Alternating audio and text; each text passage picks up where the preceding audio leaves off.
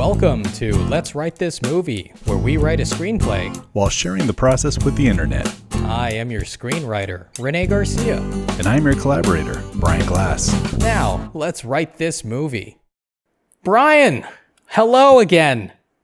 Great to see you, my friend. How are you? I'm okay. Just got off work, so I am exhausted, but I'm pretending to be peppy, and hopefully it will last. However, I am a little excited. I am looking forward to this episode because of the changes I made to the script that none of our viewers will be aware of because I put nothing up on the website. So this will be fresh to them as well. That's okay. You know what? It's best that they watch us and then read afterwards. Yeah. Why should their feedback affect the trajectory of the script? Never has.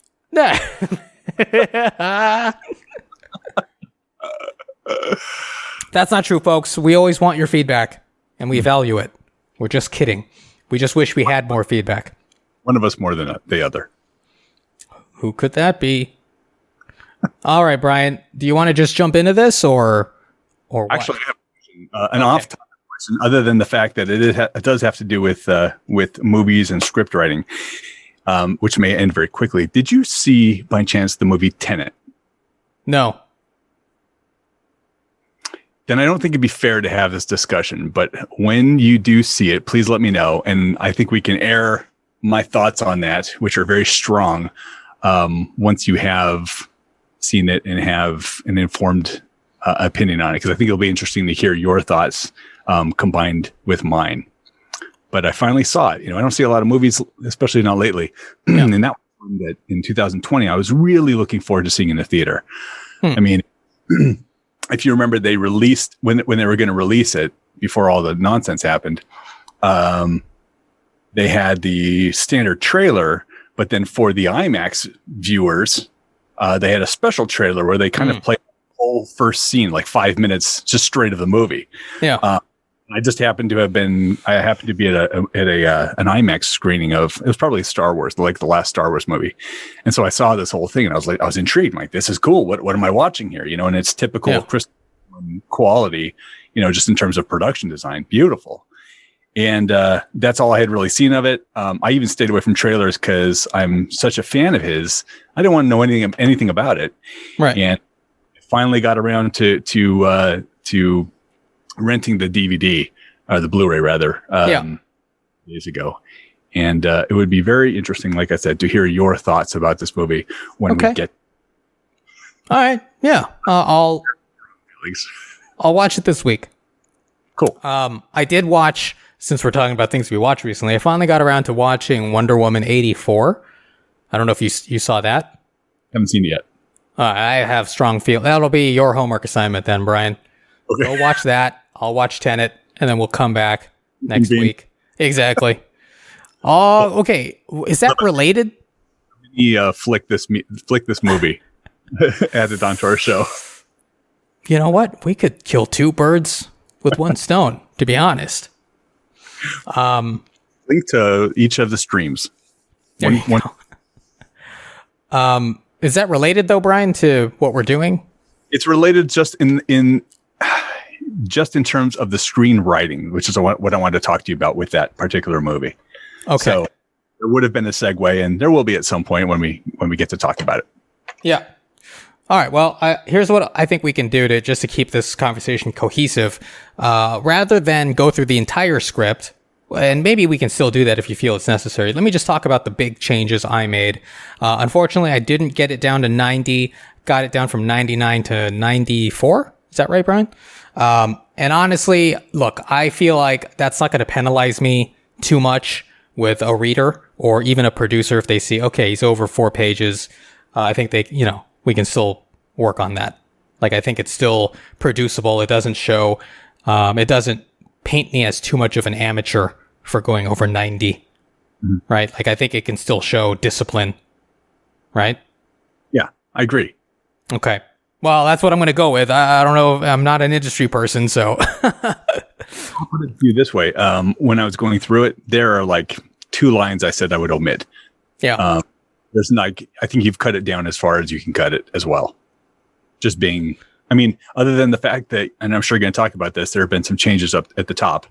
Oh yeah. But in terms of what I read, I don't think you can really cut much more without, getting into some important stuff. Yeah. All right. So the big things that I changed, I gave the celebrities something more poignant to say, like all of them now say something related to love or connection or whatever. And frankly, some of the scenes kind of surprised me a little bit as I was writing them. Like, for instance, the Joe Pesci scene, while it still has a little comic, little kind of punch to it at the very end of it, I like what he says. And he says something about, first of all, let me just back up. So his scene was inspired from a movie he did called Love Ranch with Helen Mirren. And I don't really care for that movie. It's okay. It's fine, right? Not something I'm going to revisit. But so when I did the press day and I'm interviewing Helen Mirren, she talked about how they cut a scene where she's interviewing new girls at this bunny ranch that she's kind of like this matron of, or what do you call that? What do you call that person, Brian? The Heidi Fleiss. Yeah. Yeah. I'm drawing a blank on it.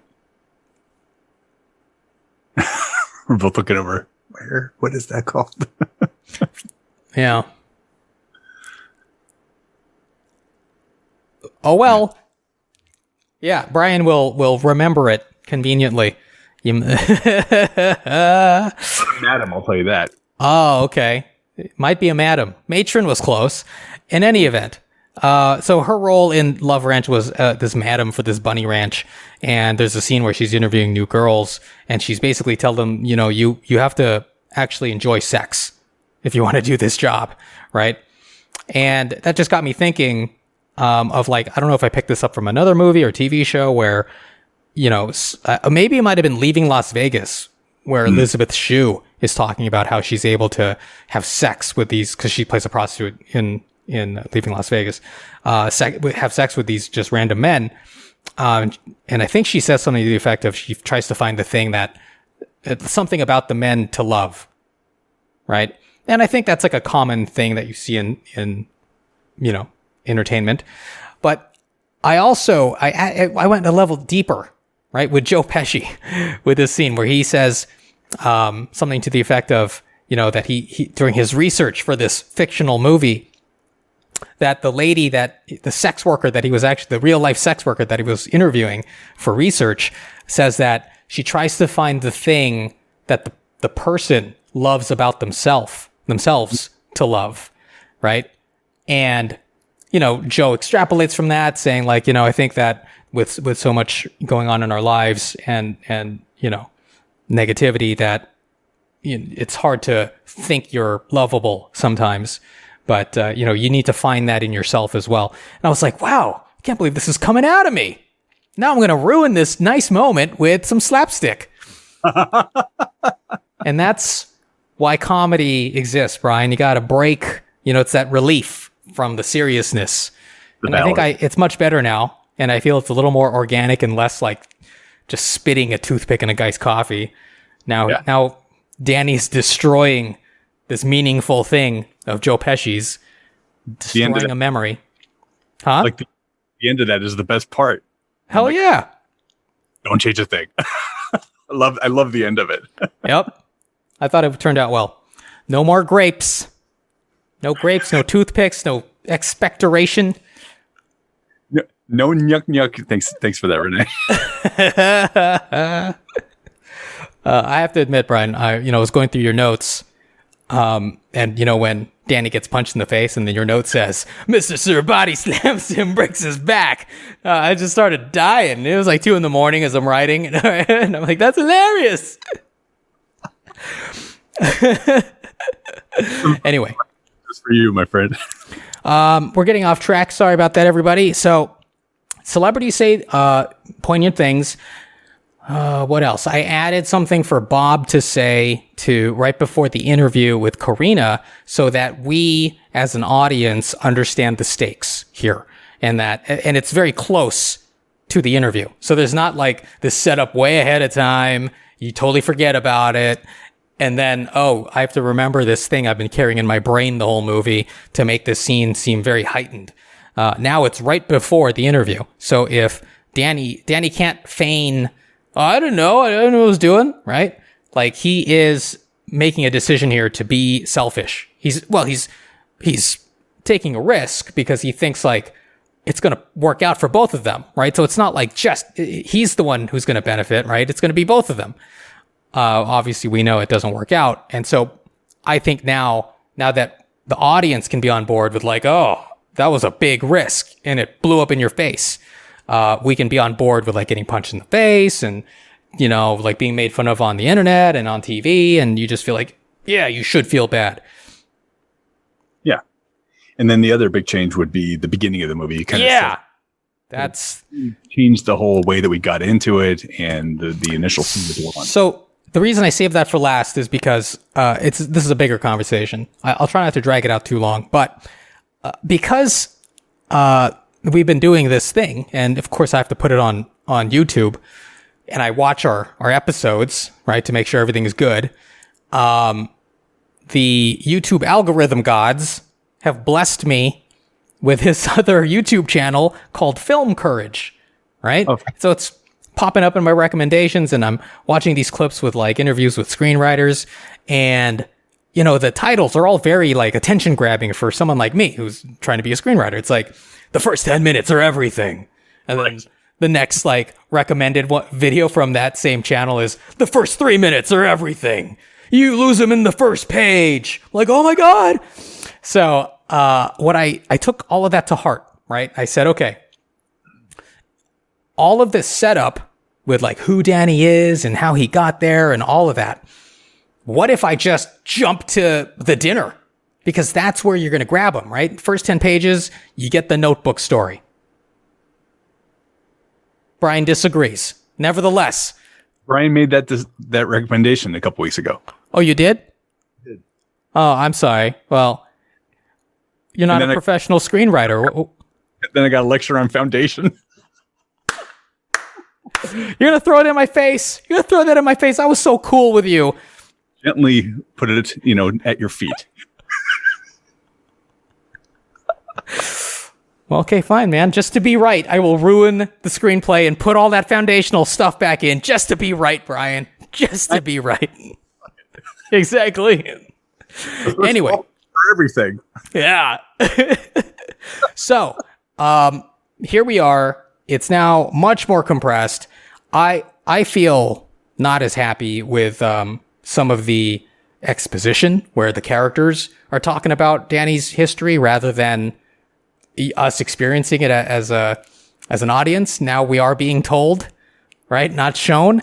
So I kind of recoil at that a little bit. That's not really a recoiling motion. I don't know what this is, but in any event, that's what I'm feeling. In any event, it is what it is. I'm trying to get the attention of a producer, right? A decision maker in the first 10 minutes. I think this will do it, but it's a gamble. I like it better this way. Wow. All right. Let's get into it, Brian. Let's get into it. Well, maybe before we get into it there, okay, we discuss not only what changed, but why it changed. Give me the reasoning behind it a little bit. I think we had a little bit of a discussion about page 1, title. 0? Page title. Well, look, I just put that in there. We're looking at it right now. I just put that in there as like, hey, this maybe the movie will be more about the Notebook and it'll pop up more in dialogue. I don't think it did, so I think it's got to change to something else. I've been toying with, the movie is about love, but it's also about music. And so as I was writing the first 10 pages, I started to think of, well, what if I started inserting like music lyrics in dialogue, right? And the reason I thought about that is because Danny says, nobody's walking in LA, right? Because there are these nobodies who are pedestrians passing in front of the car, right? And that, that's, what's that? Who's the band? The Pretenders? No, it's not the Pretenders. It's I can see them. Yeah, yeah. Bozio, Terry Bozio, and Dale Bozio. Nobody's walking in LA. Okay. I will somehow think of it probably within the next... Think about it, Brian. 8 seconds. Consult the part of your brain that found Madam. Yeah, I'm thinking maybe it's Missing Persons. That's it, Missing Persons. Thank God you have an awesome memory. Hey, I remember the singer and the drummer's name. No, that's more than me. They were married. Anyway, and then I thought, well, what if people just start saying different lyrics in different parts of dialogue, but like not too obvious, right? That way we can keep this musical theme.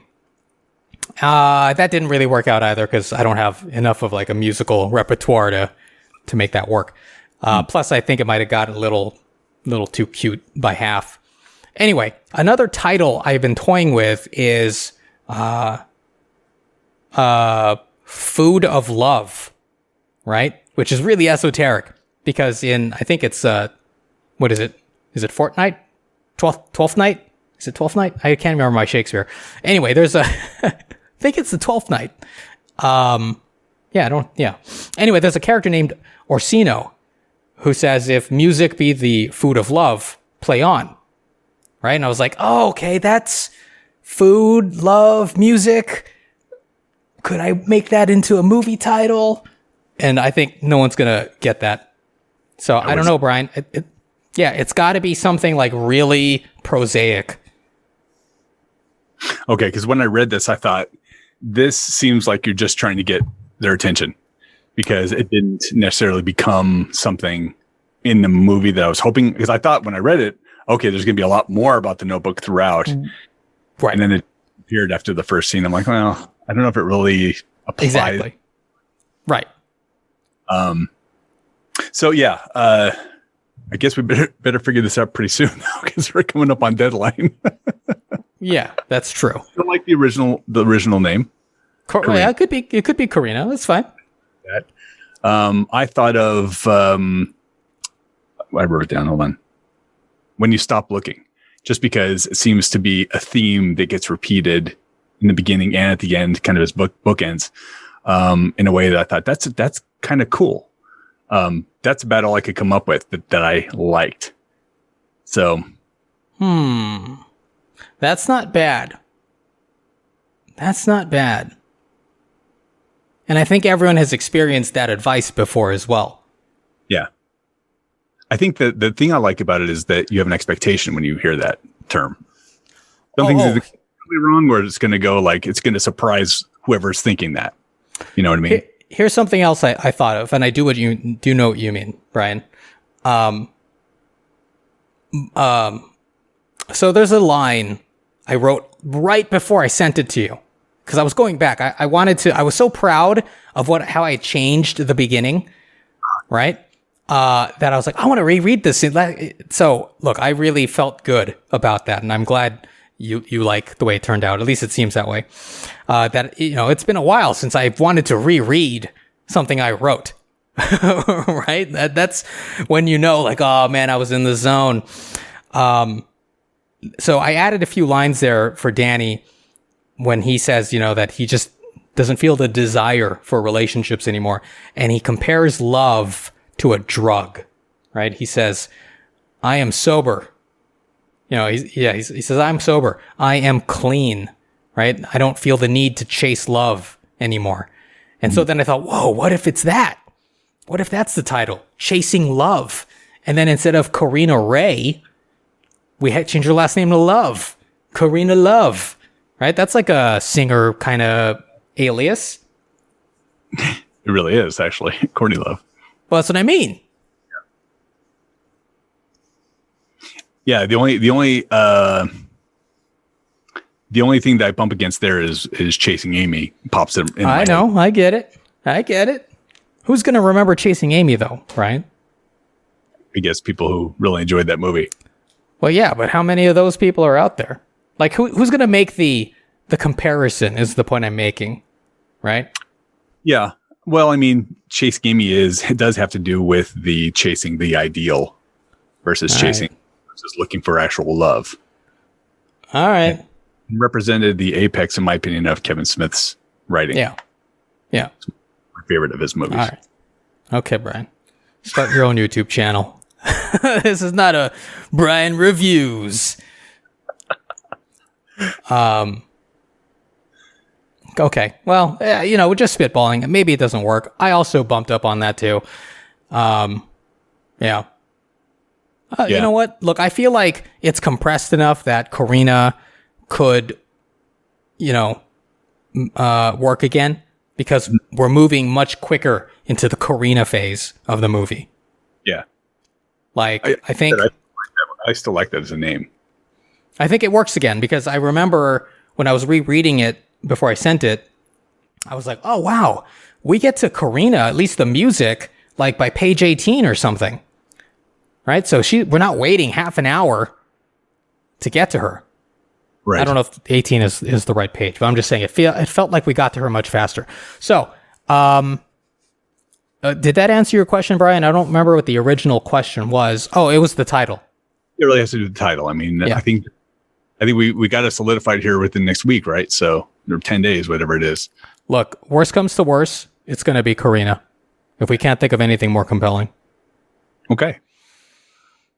Well, if we want to go through parts, I did not put comments. I don't think. Well, I guess there are comments sporadically through the whole thing, but I mean, it's like there are times when we're jumping around 20 something pages or so. So that's fine. Okay, so let's jump in then. If you want to pull up the script, it's up. I think most of my comments really had to do with the beginning, because that was the new piece. So let's see, on page 1. Yes. I'm going to move this around so I can see this better. Okay. So just a comment. I don't think this would ever happen, where Danny is sitting with his friend Brian and Sandra's in the back seat. I've never experienced that, and I don't think it's even possible. I think that's never going to happen, just so you know. So I think it's very strange for it to happen. Really? Yeah. So originally Danny was in the back seat. Yes. Okay. Originally, when I first started writing this, and then I thought, you know what? Let's move him to the front seat, because I don't know if people are going to know who the hero is in this movie. Right? So let's put him in the front seat. And that way we can have like these two guys and show like, oh, they got a really strong relationship because the wife's in the back seat. Right? And then I thought, well, have I experienced that in real life? Right? I was like, yeah, I know people who do that, like two best friends, and then the wife will be in the back seat so the two best friends can talk. Well, I've never heard of it or experienced it. All right, Brian. Well, I wanted to do that because I had the same thought. If you did, now I know the pecking order when I visit you. Absolutely, 100%. I'm gonna rent my own vehicle. Continue. The car way behind us. Exactly. I was thinking if you wanted to establish that Danny was the protagonist, though, you could almost have like the couple in the front and Danny straddling in the middle and kind of leaning forward, kind of in their space a little bit. So that's what I wrote. Danny could be sitting, kind of doing that just to establish himself center frame, if that was the concern. But anyway, let's move on. I didn't understand the nobody's walking in LA. Actually, nobody's. Oh. It's going to read as nobody is walking in LA, and it's almost like the callback to, I guess I'm not supposed to make references to movies. Is that what I was told here? No Steve Martin movies? No, go ahead. It's fine. YouTube channel. And you're really upset about that, huh?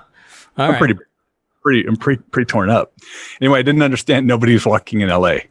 Like, these are just nobodies walking in LA? Yes. I didn't get it. Okay. So it's strange. I don't have a recommendation. I just really didn't get it. I did like take your time, take ours too. I love that. Yeah, he originally said, pedestrians. But I wanted to. All right, so I don't know why I thought about that song, but I did. Anyway, I wanted to establish that we're in LA. And I think that's why that whole line exists. And I thought it would be cute for him to say, these nobodies, right? Nobody's walking in LA, right? And because the song is cute that way. Okay. Right? Because the song ostensibly is about what you don't walk in LA, right? But then the song turns like toward halfway through, 3/4. It's like it like I don't know what the lyrics are exactly, but basically it's hard being something about it's hard when you're nobody's walking in LA, something like that. Yeah. And so they are cute, and I was like, "Oh, Danny's going to be cute about it too and also twist it. Maybe it's too much. We can get rid of it. It's not a big deal." Or maybe he can just yell, "Hey, it's LA, get a car. We're in LA, everybody. It's 2010. Check your watch." Well, it can also say, Still using MySpace in this movie. I mean, time. I mean, you can also say LA on the screen, so I don't know if it's really that necessary. I guess is my, my comment on that. What is necessary is how he responds to them, which is the part I love. Yeah. So I don't really have I can get rid of it. I'm not married to it. I'm happy to get rid of it. Consider it gone.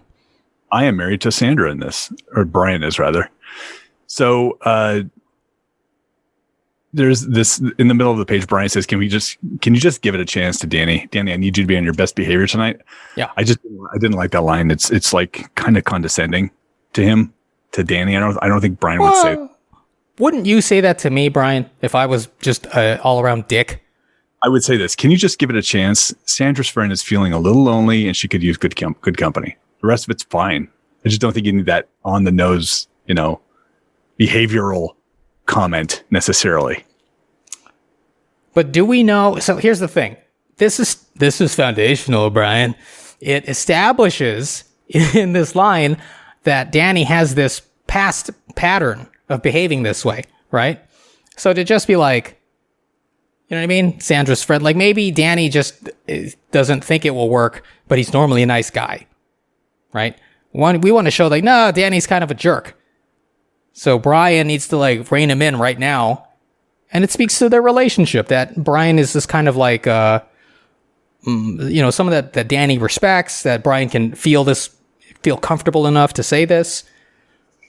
Okay, I understand all that. I like the reasoning behind it. I guess I don't like the particular line because it does sound like he's talking to, someone. Child.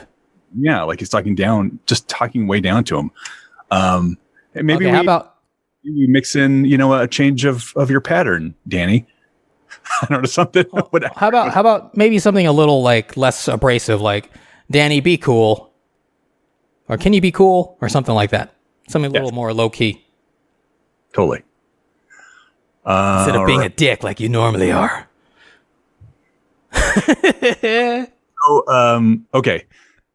By the way, I think this is the part, this area is where I was kind of bumping the most because I know you're setting up LA, you're setting up Danny, and you're setting up Brian and Sandra very quickly here. And we're doing it here. And we get to this part between 1 and 2 where Danny says, there's a reason for that. Hey, that's my wife. Hey, that's my best friend. Right. So we're telling but we would never be telling each other, the people in the car that. So couple things to consider here. The Sandra Danny thing is like openly hostile. Yes. So Brian, I would not invite these two people to go anywhere together. This is like, okay, well, I guess I'm going to have my wife and I'm going to have my friends, and there the two shall meet. Well, in real life, but in a movie, you have to have everyone conflict. That's fine. The whole point of movies, conflict. Got it.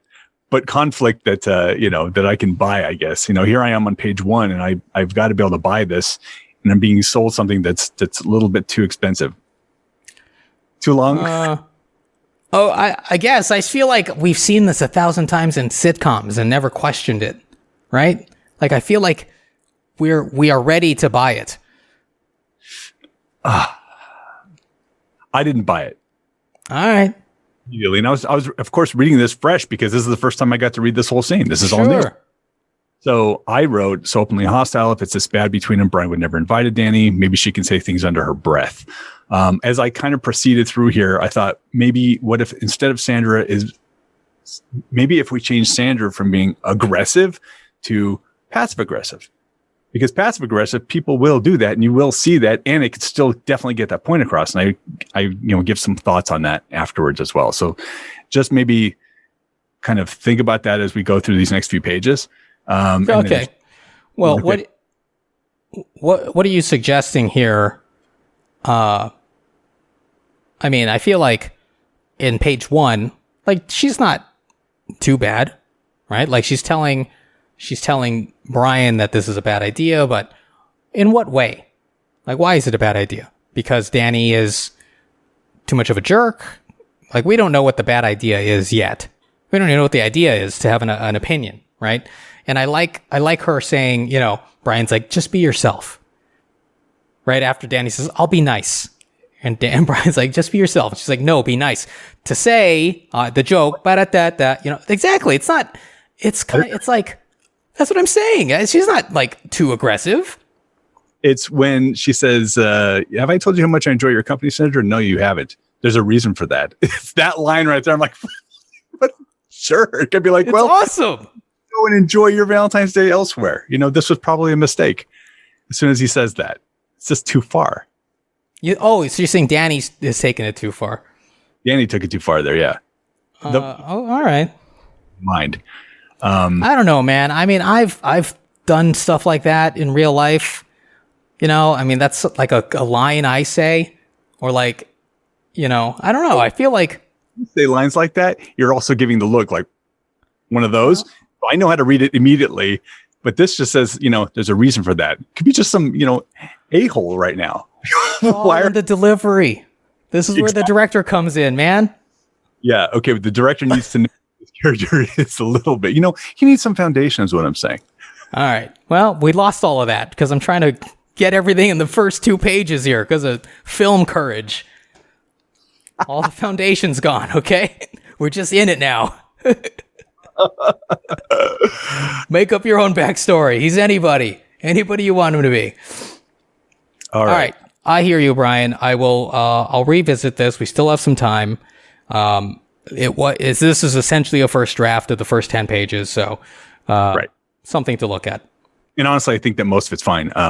My only rewrites are here at the beginning and then a little bit of Sandra, I think. So when Brian says, hey, that's my wife, to Sandra, and this is my best friend, I know what you're trying to do to establish it, but maybe Brian could declare something like, it would be just great if my wife and my best friend would get along for one night, because then it sounds like something he might say to the two of them, like, get over yourselves, without saying, hey, that's my wife. And no blank. And this is my best friend. Really? All right.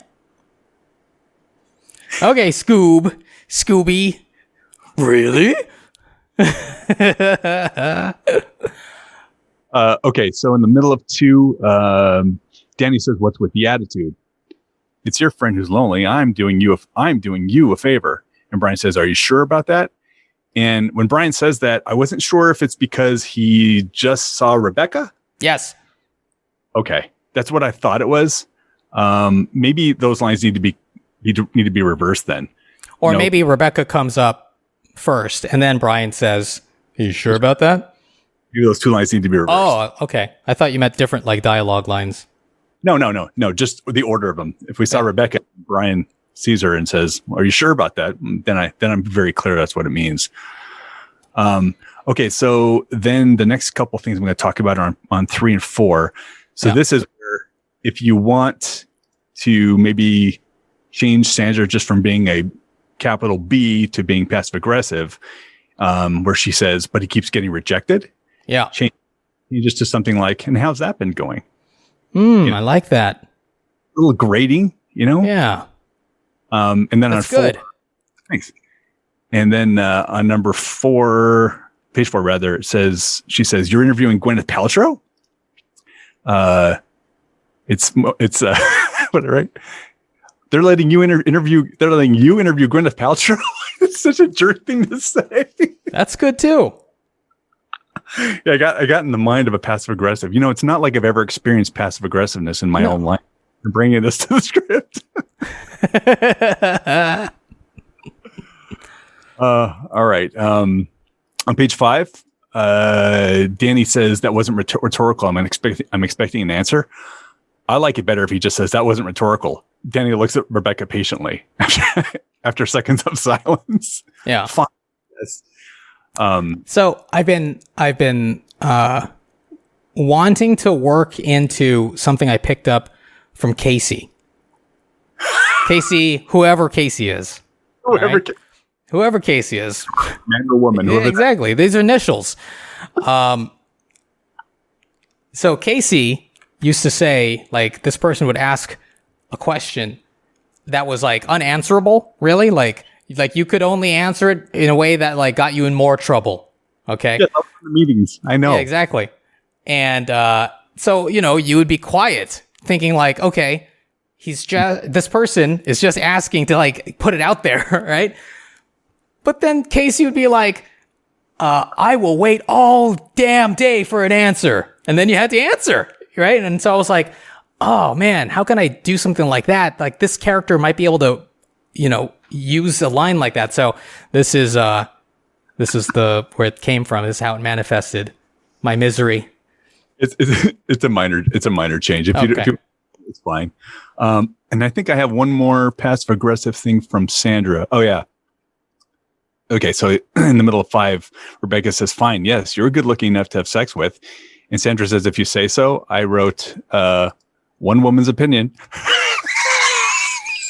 Yeah, that's good too. What a jerk. What a jerk. Yeah, I guess I really understand the Sandra character. This is therapy for you, isn't it, Brian? It is. I feel so much better about it. All right. So then we kind of get into a lot of what was written before. Yeah. Yeah. Which is fine. And then in the middle of 8, Rebecca and Danny are talking, and Rebecca says to Sandra, you were right. And Danny says, right about what? That you're a lost cause and that you deserve to be alone. I was like, damn, that is harsh. I mean, just like to jump from here's an opinionated guy talking about the Notebook to that is like a pretty big leap. So I thought maybe something like, and this isn't as harsh, but it's that you would sabotage this just because you'd rather be alone. You still get across, but it's not like, it's not a chasm that she's, leaping. She's just jumping to a conclusion. You know what I mean? Well, what would Sandra say though? Right? This is Rebecca. I understand, but she's telling Danny what Sandra told her about him. Then Sandra would say, this is more of a quote. I would say then she said you're a lost cause and deserve to be alone. That's perfect then. But that she said that you're a lost cause and you deserve to be alone. It almost sounds like that's her interpretation of it, not Sandra's words. So if you put it back in Sandra's voice, she said you're a lost cause and deserve to be alone. Perfect. Yeah. I think it can be a little bit of both. Maybe it's heightened because she doesn't like how self-assured Danny is in his opinion here. A lot of people don't like that. That he's so self-assured? Yeah. Okay, but again, I don't know if it's really...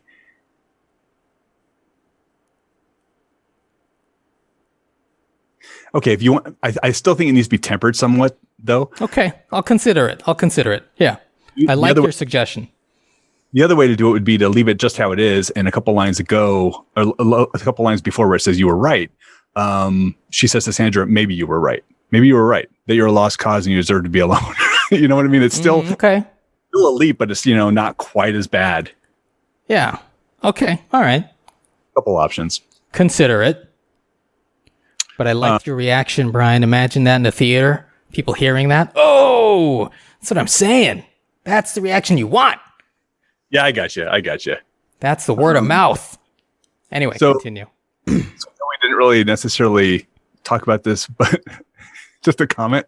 I love on page 9. I love that all of this happens before bread appears. Yes. Something about that line just made me laugh when I read that. Before he even gets to, so what do you do for a living? The bread is set on the table. It's like page 9. We're 9 minutes in. This whole freaking epic dialogue just took place, and then bread slowest service in the world. I like that. All right. Let's see. 10 is new. Brian, did you like it? I did like 10. Yeah. My only comments on 10 are more grammatical, so I'll leave those out of the conversation. All right. So, page 11 introduces a new concept at the top where it says, I'm sober and I'm clean. Yes. Maybe if you don't mind, we could talk about that for a second. Oh, no, don't mind at all. Just in context of the entire movie for a second.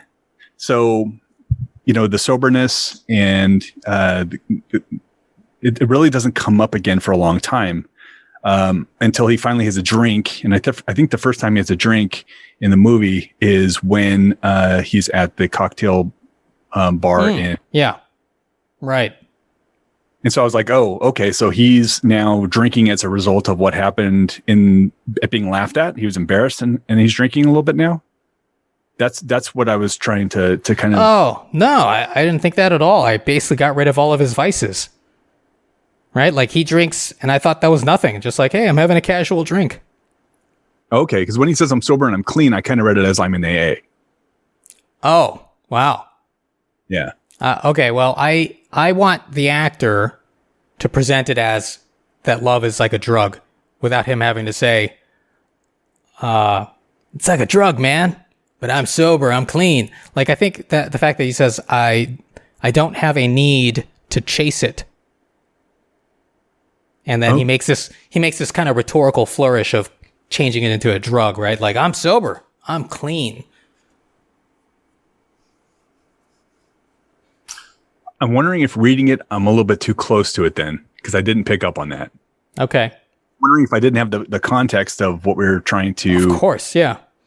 Yeah, so that might be fine. I can't tell you for sure because I'm reading it with this pre-knowledge. I'm like a precog. That was another movie called Minority Report. Sorry.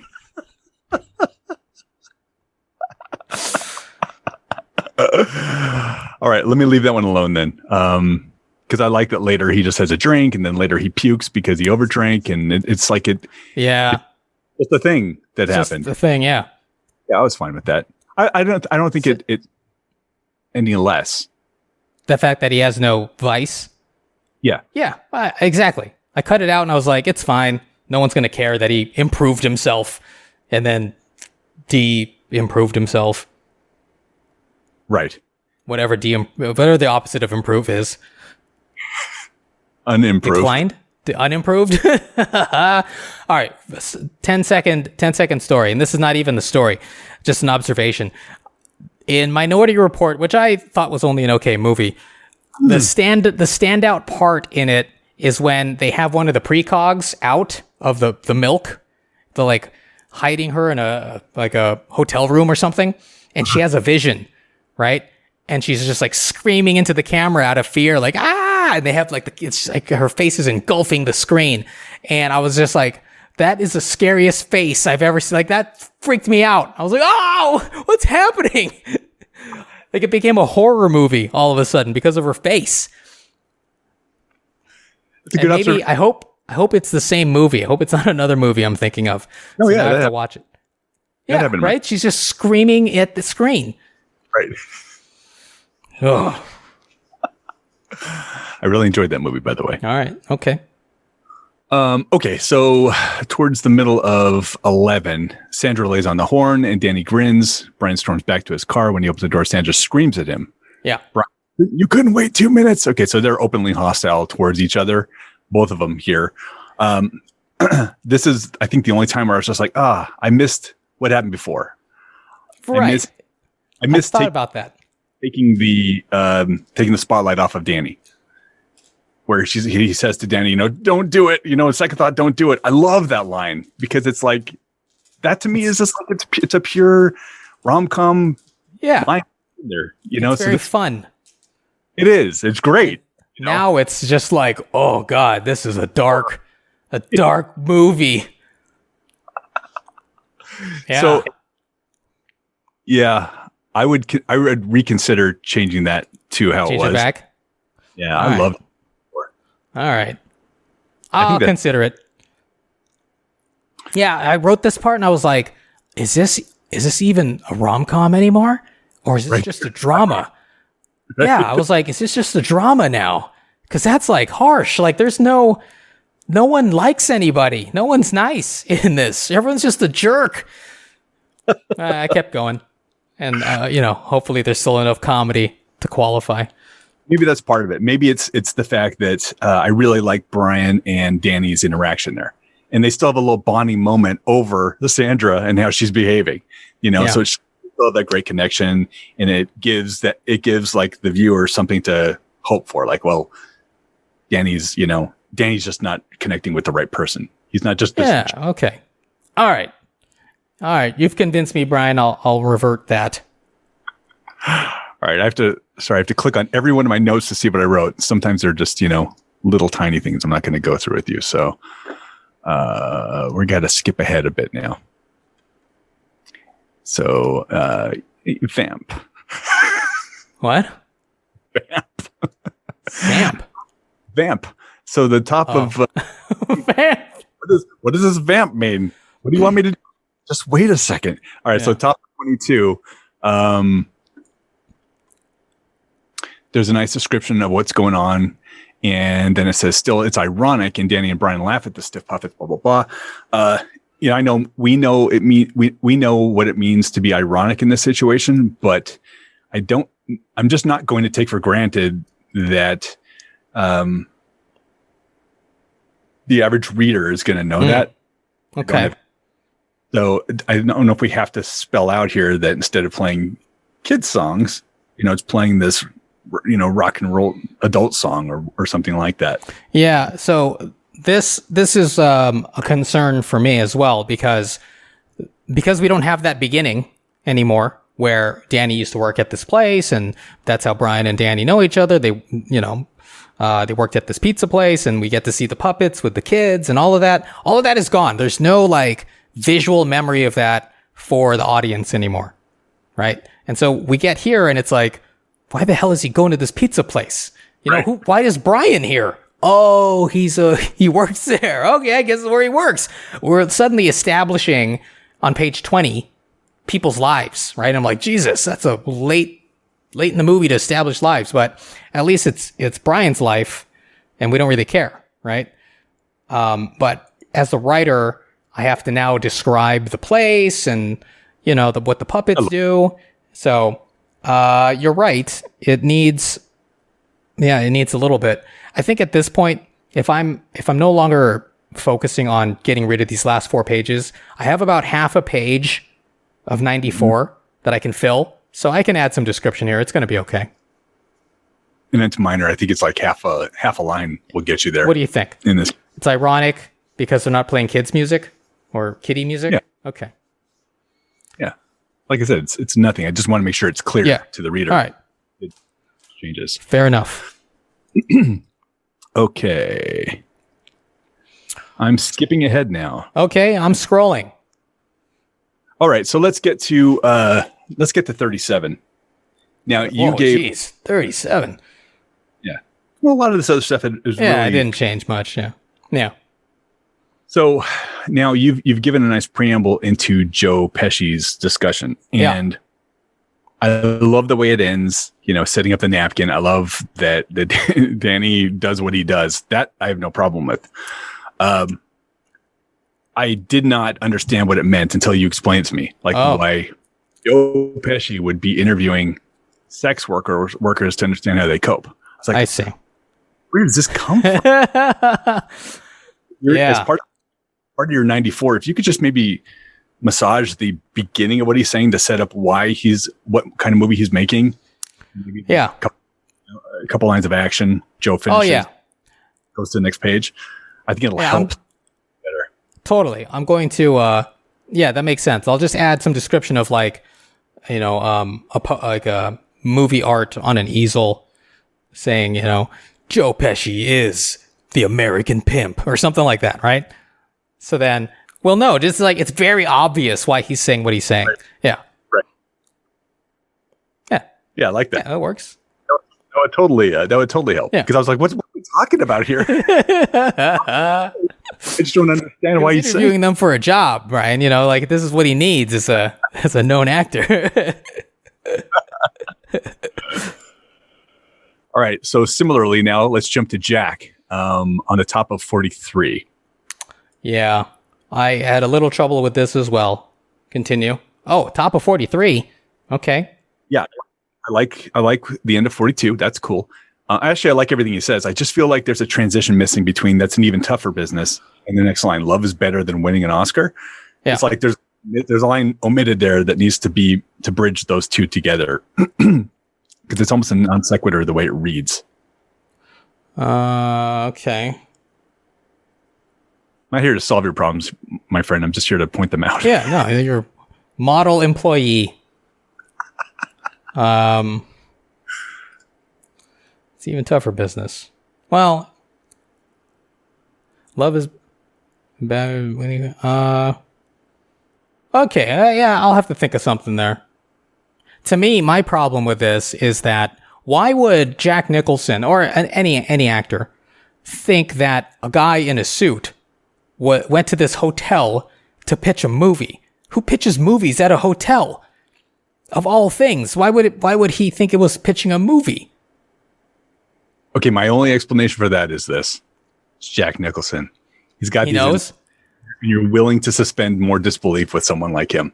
Okay, that's fair. I thought about that too. I was thinking of like maybe I can have him say like just throw out random names. Like, oh well, I saw, Lucio Fomente in there. And I thought, you know what I mean? Like you were here to see Lucio, right? Something like that, right? Like in something that would seem like inside baseball that would make sense to him. And we, through context, understand that, okay, this all makes sense because Jack just said some guy's name that we don't know. Therefore, he knows something. Okay, so this is like the only time I'm going to say this to you, but I kind of like that he doesn't. I kind of like that there's not a preamble, and I don't mind a little bit of a magical element coming in here because it's Jack Nicholson you're talking about. Okay. You can read any situation, can read anyone. Buck up, it's a tough business. It's like, whoa, what? How? Get out of my head, man. What? Movies, whatever it is. I love that he's just in it. And it didn't pull me out because okay. It's still Jack Nicholson. I think if you're going to get away with it anywhere, it's here. I just felt like logically there's like we've been talking about. Yeah. It might not be, we might not get Jack, Brian. Oh, it might be Jonah Hill for all we know. It's going to be Jonah Hill saying these lines. Does this still make sense? Jonah Hill, one of the few celebrities to share my birthday, just so you know. Oh, look at you. You know everything. About Jonah Hill. All right, let's skip down a little bit here. My buddy the Mormon shares a birthday with Michael Jackson, so I'd always call him and wish him happy Michael Jackson's birthday. Now you can wish me happy Jonah Hill birthday. Exactly. Yes. Oh. Nicole DeBoer from Star Trek shares my exact birthday, year and date. Oh, who's that? I don't know who that is. She's from Star Trek Deep Space Nine. Is she hot? She was cute, yeah. Oh, all right. I get friends with the people who share that birthday. Oh, exactly, yeah. That goes without saying, Brian. Okay, fine. All right, so let's go down to 47. This is one of, I think, 3 times that I'm going to say, it'll be my last push to reconsider. Oh, okay. Where Brian says she might like the Notebook, and Danny says bingo. Oh. Bingo. The Renee line. I still love what we discussed last time. Kind of came on, what's wrong with the Notebook? I considered it for a long time. I was like, how can I make that work? But I was in the mindset of I was going to add like a freaking paragraph of like back and forth. Brian looks back incredulously. Don't need to. Danny laughs. What's wrong with the Notebook? They laugh. Look, it's behind me now. Perfect. That's it. I added one line. They laugh. That's it? What's wrong with the Notebook? They laugh? Don't you need Brian to be like, make a reaction face? What's wrong with the Notebook? Parenthetical. They laugh. I think that's funny. No. Yes, but why are they laughing? Well, because we spent all this time in the beginning about the Notebook. I think it's pretty obvious when there's a callback that okay. All right. Brian looks at Danny incredulously. But wait, exactly. Sputters, salad coming out of his mouth, all of that. You cut up. No, it's old You cut up. Old friends who know each other and just laugh at the realization. That's funny to me. All right. Okay. That works. I like that. I wouldn't even like push it into the next page. All that white space at the bottom. Jeez. Whenever I see that much white space, oh, dude, I start cutting lines. I'm like, oh, I can get that next part up there. Oh. I don't see color, so I don't know what you're talking about.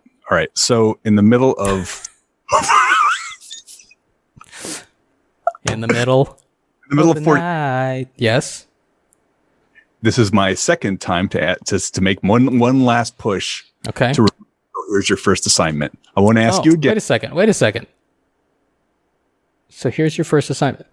You didn't say, don't be afraid. Hang on a second. Because I specifically removed your highlight. And that doesn't surprise me. You removed the highlight. No.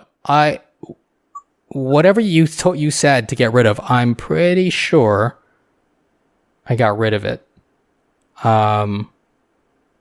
Negative. No, hang on a second. You'll learn that solitude can be a gift.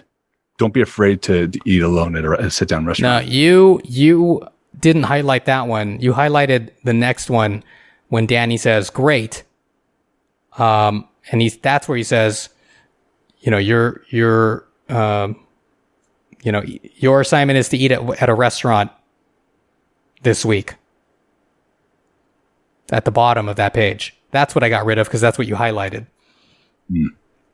Well, I can get rid of it there too if you don't think assignments are. It's that thing again where now Danny's talking down to Brian. I don't like either character talking down to the other one. I like that they give each other assignment. Yeah, here's your first assignment. Okay, teacher. Okay, dad. Wow, come on! I'm gonna freaking give you assignments now until you're like, oh, this is okay. This in under one context. We can discuss that at another time. Freaking guy. All right. So to me, hang on, Brian. I feel like this is like more like a personal pet peeve rather than does it really matter to this story? Like Danny isn't exerting any dominance. Like, I get the intention. Yeah. They're friends. It's a small thing. That's fine. It's a small. I got rid of the other one, so let's compromise. I got rid of the other one. It's only one assignment now. All right, let's move down to the middle of 54. I'm there. So this is just a contextual thing here. So Karina says, "Deadline, Danny, you were there. Why didn't you talk to me? I got bumped by Rolling Stone." And Karina says, "Oh, he's interviewing me for the Streamcast." Yeah. I think that's always been that way. And it never really hit me on this, but it never really hit me this way.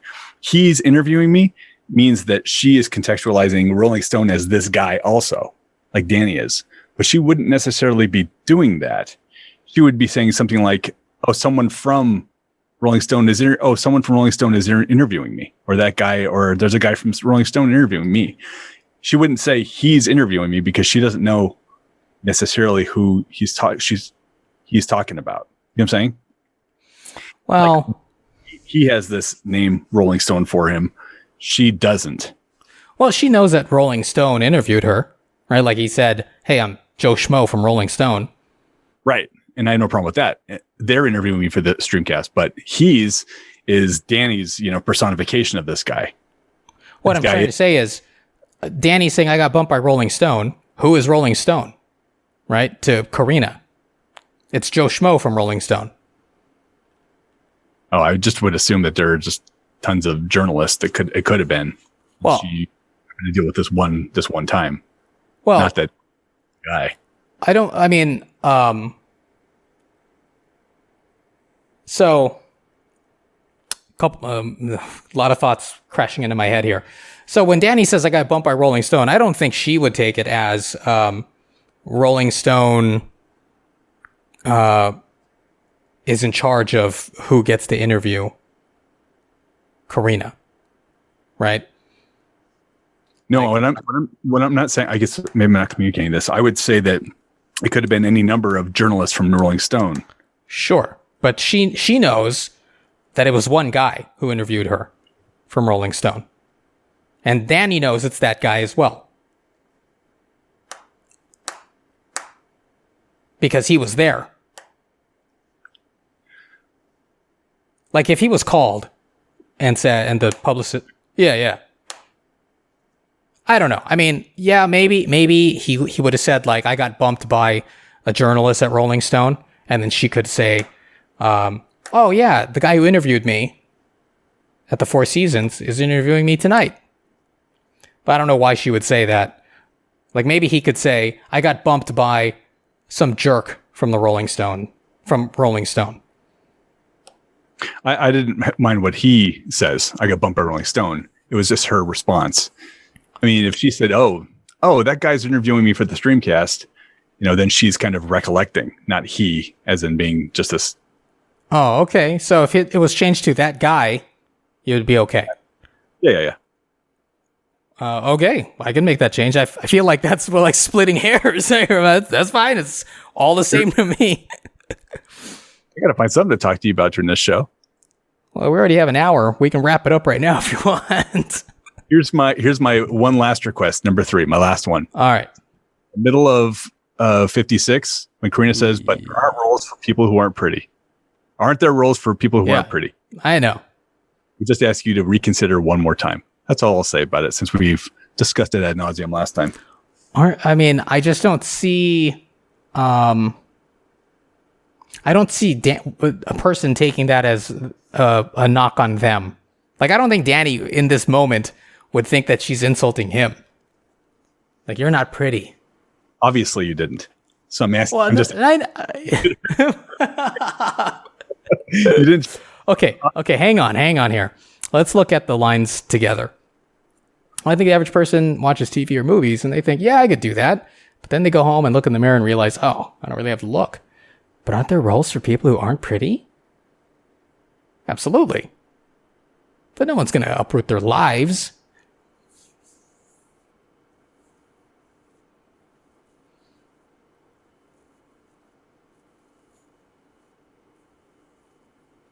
It's just the pretty thing. If it said who aren't movie stars. Aren't there roles for people who aren't... How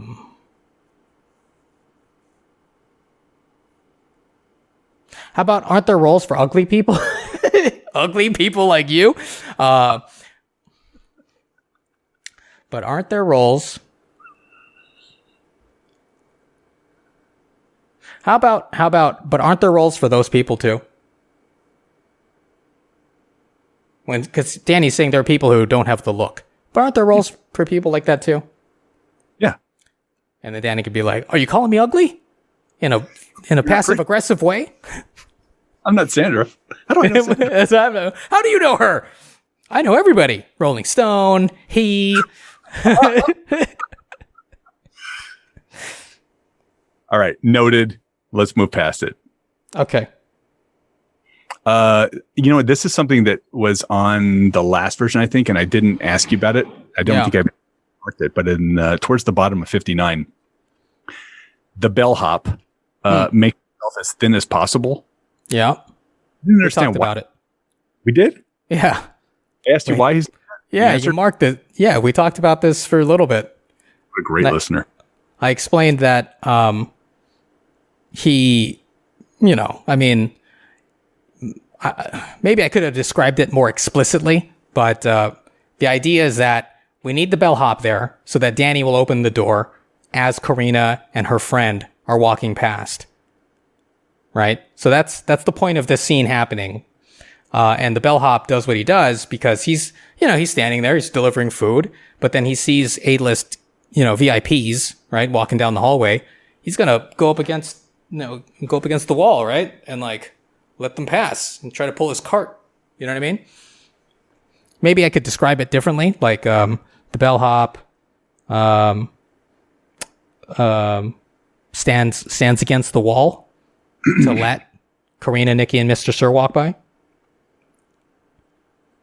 I don't care about the bellhop. Well, I know you don't. How about it was the bellhop knocks? Bellhop knocks. Karina, Nikki, and Mr. Sir walk by just as Danny opens the door. Because I don't care how the bellhop reacts necessarily, or he's going to know that this is someone who's going to be all is going to be a celebrity because all he sees is two girls and a big guy. So maybe he's like so good at putting the two together, but he may not necessarily know that. So if we just take it. Maybe he doesn't know that they're VIPs. Even if they were just guests. Yeah. Right? Like, I think a bellhop would still try to offer the best service possible. Now, if you're telling me that it's distracting that he's been given enough, interesting action. I didn't understand. I hear, makes himself as sense as possible. I feel like he's doing this, but I don't have a perspective like where he is. I didn't know he was like against the. I didn't really get it until you explained it just now. And at the end of the day, do I really care that this is happening? Because what I think is missing is more important. So I don't care about the bellhop, but I do think that when Karina and Nikki smile and wave at Danny as they pass, we have to have some sort of action description of what Danny does. There's nothing. So it's just, they wave at him. And so he's just like, oh, cool. Nikki there's Karina and Nikki. Hey, seen them before. Cool. Love of my life. I think he has to double take, What? What? Like, throw the cart, get the cart out of the way. What's this bellhop doing here? I didn't even order food. Make the bellhop as thick as possible. Exactly. Plays him like an accordion. So those are my two comments about this. I don't care about the bellhop, but I do care about Danny's reaction. Okay. As brief as it may be, I think he has to have something. Yeah. Anything.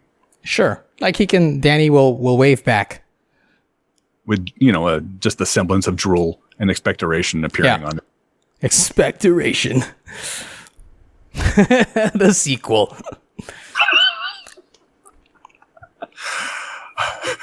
All right. We both worked it in almost organically. Let's see. I am now continuing along. All right. So that's good. So now we got him drinking and I understand the context of that better. So now in the middle of 68, Bob says, no, this is disastrous. You have to find him. Yeah. Mr. Sir, no answer at his room, but he hasn't checked out. Bob says, see if he's been taken to hospital. I'll call my assistant. It just seemed like a big leap to go from like, I don't know where this guy is to see if he's in the hospital. So I guess the logical leap I would do is, call his boss or call someone at Rolling Stone and find out where he is. I'll call my assistant.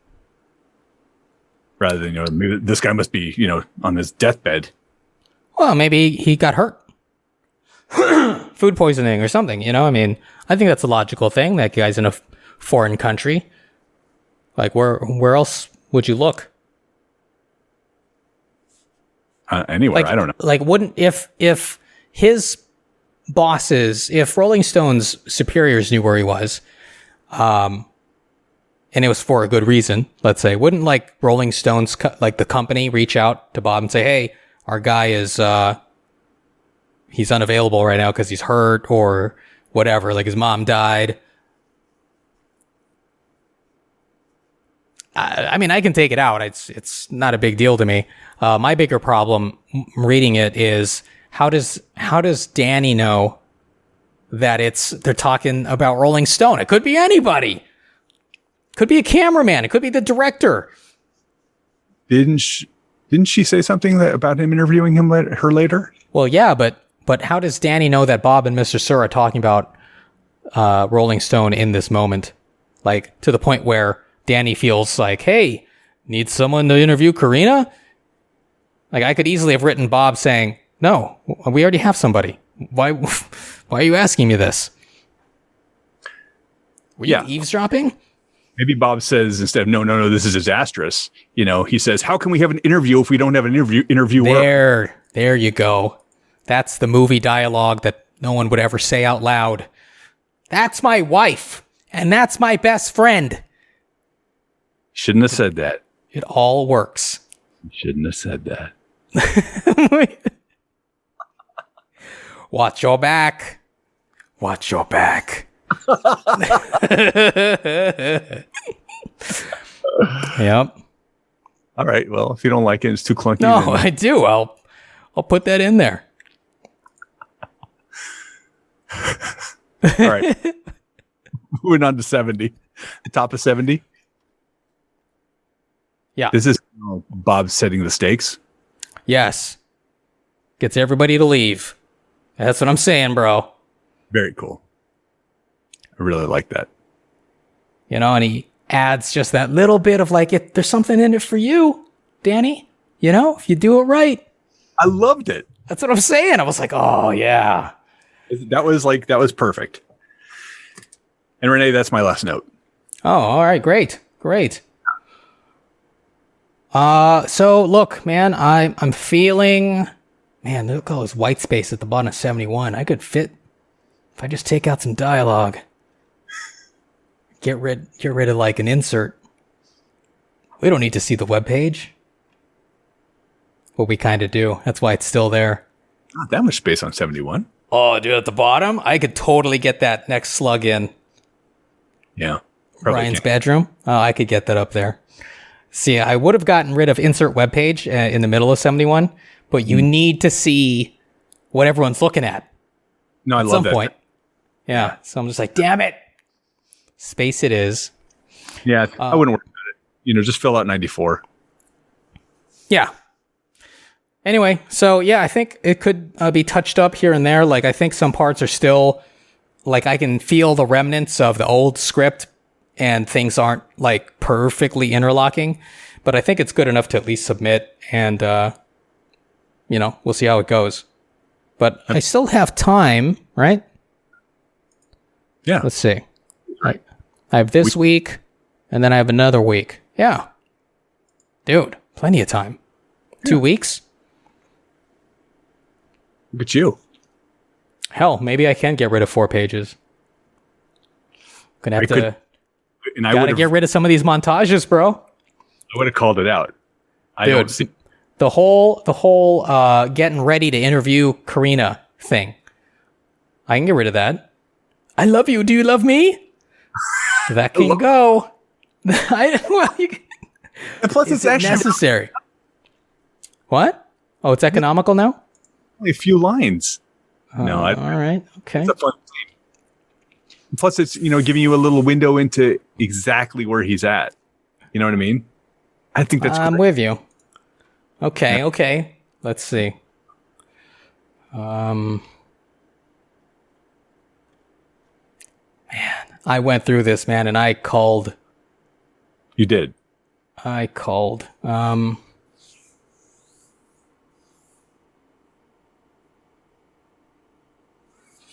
I mean, maybe some dialogue with Angela and Adrian, right? Maybe when they come back from the airport, and he's like, how's journalism? And he's talking about, he's making fun of other movie reviewers. And the whole, I've done this for so long, no one's really excited anymore. Oh, hand me that ratchet. That whole little scene. Yeah. That could probably go. Yeah. In the part where, we talk about people confusing having an opinion with having a personality. Yeah. Maybe the time passing sequence, the time warp, right? Really, I just wanted to show some time has passed between Brian having his injury and then having lunch or dinner, right. Whatever it is. I think it's, and I thought it was also economical there too. Yeah, it's half a page. Angela and Adrian lines, some of them are very small. They kind of go like this. Yeah. So maybe you're right. Maybe that's the only place to take more out. But I don't know, man. I don't think you should feel bad about a 94-page script versus 120. It's a big difference. Yes, but if 4 pages means my career doesn't progress, shouldn't I go and try to, hit those or get rid of those 4 pages? Do you really think you're going to knock out 4 pages, or take out 1 and be at 93? You know what I mean? It's like, it's like 4 or nothing. Well, I think if I do it, like what I would do is I would look at all of the different scenes and say, if I just chop out this entire thing, does the thing fall apart? Does the movie fall apart? Rather than, let me just try, microsurgery this. You know what I mean? Right.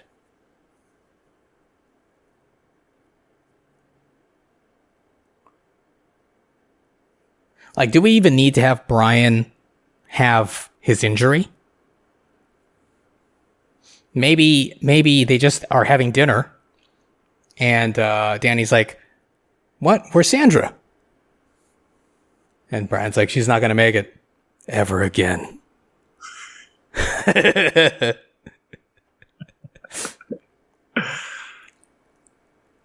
I like that it gives depth to Danny. I like that, him being there saving the day is good. And I like that it gives him, just that he has that concern for him. And I like that he's still playful with him, with the steak and the salad as a result of that. I feel like it's nice. It's nice depth that I care about. How about this? Go ahead. The part you mentioned earlier about, how the journalism's going and how, in that discussion with Angela and Adrian, wasn't as telling about him to me as how he treats someone. Yeah. It's looking back at that particular scene, it is a way to show that, time has passed for Danny as well. Like I think I got rid of the whole 2 years later card. Oh, no. Oh, it's there? Maybe it is. I don't remember. Okay. But, nevertheless, it's meant to show like, okay, well, Danny's in a different place. Maybe that could go. But, I'm thinking other things too, like the whole thing with Bai Ling, right? Like that sequence can go. And maybe, instead of witnessing that his neighbor's boyfriend is cheating on his neighbor, Danny can just hear them fight through the wall. And then someone storms out, and then he just hears someone crying. The only thing I liked about the Bai Ling thing was it was just so weird. So out there. Exactly. Weird. Yes. Like all of it's weird. Yeah. Right? I kind of like that. But I mean, if you don't have Bai Ling playing that, I don't know if someone else is going to come in and. Right. No. I mean, those are things that she actually said, right? And she says a lot in interviews. So it has to be her. Right. Yeah. So that's like, that's one. Well, it's down to 1 page practically. That whole thing between her crazy dialogue, going to the bathroom, getting the information about MySpace, finding out about Julio. And the MySpace thing. Well, that can happen in Danny's apartment. Yeah. Funny, has a new album.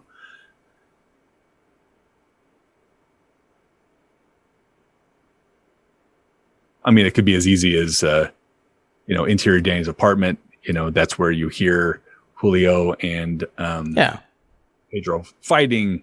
Right. Danny receives this text, and there's a page from Brian. That's what I'm saying. Yeah. It's not as interesting. No. But this is why modern movies suck, Brian. Page count? Well, because this is what writers have to put up with. Like, oh man, it'd be great to flesh this out. Nope. 90 pages. You can flesh it, just not out. Yeah. It's flesh, Brian. Flesh. Not flush. That was the joke. I know. Just wasn't sure if you actually knew. Because I've seen it written. People say, I'm going to flush it out. And I'm like, what? What'd you just say to me? Yes. All right. Well, I think we're at a point where now we're just being punchy. I guess we should wrap it up. Brian, are we good? I think I have actionable items here. I think we are good. I think it might be good to remind our viewers that if they like what they're hearing and seeing here, of course. I was about to do that. You don't have to tell me. clicking You're giving me an assignment, Brian. Don't give me an assignment. Don't dominate me. All right, everybody. Yes. If you like us, show us that you like us by clicking the like button. We would like that. We like you. Here we are. This is the site that I rarely update, and you're supposed to find new pages here, but you'll find them 2 weeks after the fact. Nevertheless, come visit us. Visit the website and leave feedback. That's it. That's pretty much it. And he is René. I'm René. This is Brian. And that's it. Goodbye. Peace. There you go.